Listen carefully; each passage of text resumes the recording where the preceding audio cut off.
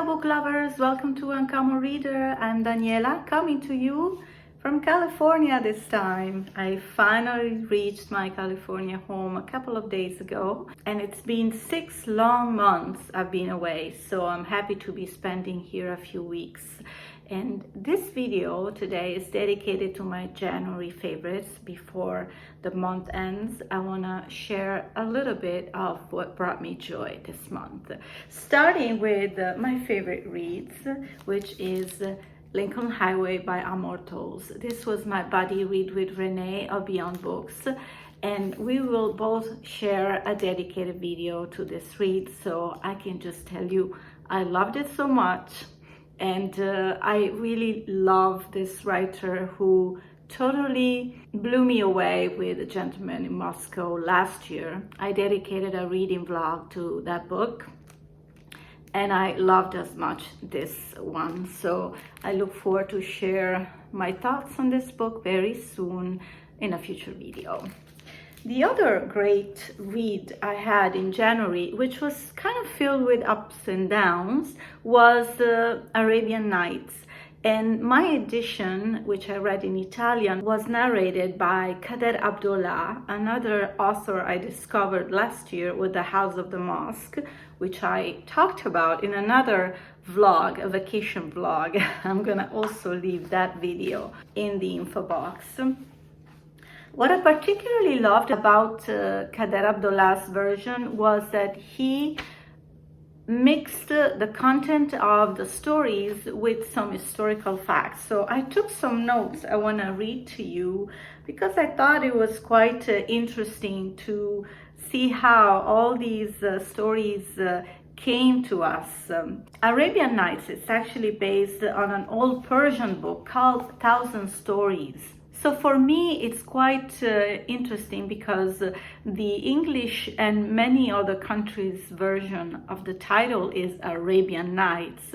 But in few countries, this book, like in Italian, it's called The 1,001 Nights. So it goes like Le Mille e una Notte in Italian, or in Spanish, La Mille e una Noche. In other languages that use the Arabian Nights. And there's a pretty interesting explanation why the Arabian word is in the title, because actually this is a collection of stories from unknown authors from all the Oriental cultures. These stories have been passed through generations and have been translated in so many different ways and tweaked also in its content so many times to also reflect the culture of each local audience. The Arabic factor, which appear in so many of the translation titles, is due to the appropriation of the story after Arabs invaded Persia in 633 AD, ruling it for 7th century after that. But how this book became a literature phenomena was through a French Orientalist, Antoine Galland, when he bought a couple of stories from a French traveler. This happened in the late 17th century. So he got so fascinated by these stories, and he believed that they could be well received by the French audience. So he set on a quest to find more of these stories, and he did. But here's the catch. He translated them all, and he felt like he was missing one last story for his book. So he wrote himself the very famous, if not the most famous of all the Arabian Nights stories, Aladdin and the Wonderful Lamp. Can you believe it? I was so surprised to hear that.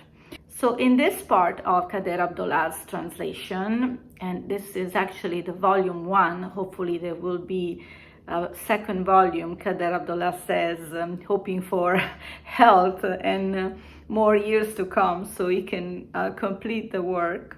Abdollah definitely sweetened the stories that were originally quite explicit and also quite violent towards women. So I really appreciate his efforts in giving women a more powerful role in his translation. So I think these are the two books that really caught my attention in January. I will talk to you more about other reads that I did this month, but not in this video because this is dedicated to my very favorite things in January. And speaking of another book that I could not really finish, but I appreciated actually a version on TV, is The Three-Body Problem. I had a very difficult time reading this book in May, which actually I was trying to read during the same vacation I was just talking a few minutes ago when I read The House of the Mosque. And I had such a difficult time because of the complicated terminology. You know, we're talking about video games and scientists trying to communicate with UFOs, and it was very, very complicated for me. The visual though and the personal stories of the characters in the TV series really helped me get more enthusiastic and more involved in the story. So I think all the scientific part, which I still didn't understand, wasn't playing a big role in the TV series. I mean, at least the emotional factor of the friendships were more captivating, and I think that's why this series was such a success. I was actually under the impression that I was way behind watching the series, and once I finished series number 1, I was just like, oh, okay, now I'm gonna start number 2, just to realize that it's not being released yet. So like I'm praying it's going to be released soon, because I really got into it. And I still think I wouldn't want to read the second book of the series, because I probably will have the same problems that I had with the book number 1. So I will be patiently wait for the second part of the season. As far as other things that brought me joy, was definitely spending some time in little getaways in Italy. And you might have seen already my little trip to Treviso in my latest video here on the channel. I will be sharing more from that little vacation of my trip to Bologna and ultimately Ferrara, so stay tuned for that. I might just give you a little glimpse with some images from a bookstore that has quite a unique view. Vacationing in Italy is always fun, but it was also an opportunity for me to see some friends, and that's always very, very special. So I'm really grateful that I had this time with people I don't get to see often. And let me give you a little glimpse on my February TBR, because being in California, that gives me the chance to rent from the library some books that are not available in Italy or I have a hard time finding, especially at the library, because they might just have the ebook version and I'm not good at reading ebooks. So here, the much talked about Bear Town is in my hand, and the only copy I could find was the large print. So probably I don't even need glasses for this one, but yeah, I do, unfortunately.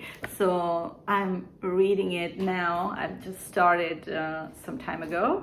And this one, which I really was so curious to read, Still Life by Sarah Winman. So looking forward to read these ones. And number 2 of Murderbot by Martha Wells is on its way. And then I also rented another book. I think I need to pronounce this in French. The title is Sacré Bleu. It's a mystery by Christopher Moore, set in France during the Impressionist period, La Belle Époque. So it also features Vincent van Gogh in his alleged suicide. So it's very interesting and intriguing, and I look forward to read this book as well. I also look forward to share more from my Italian trip, my review of Lincoln Highway, and also need to catch up with some book tags I'm running behind. So stay tuned, subscribe if you don't want to miss any future videos. I thank you so much for your support, and I look forward to chat with you in the comments. See you next time here on Uncommon Reader. Ciao!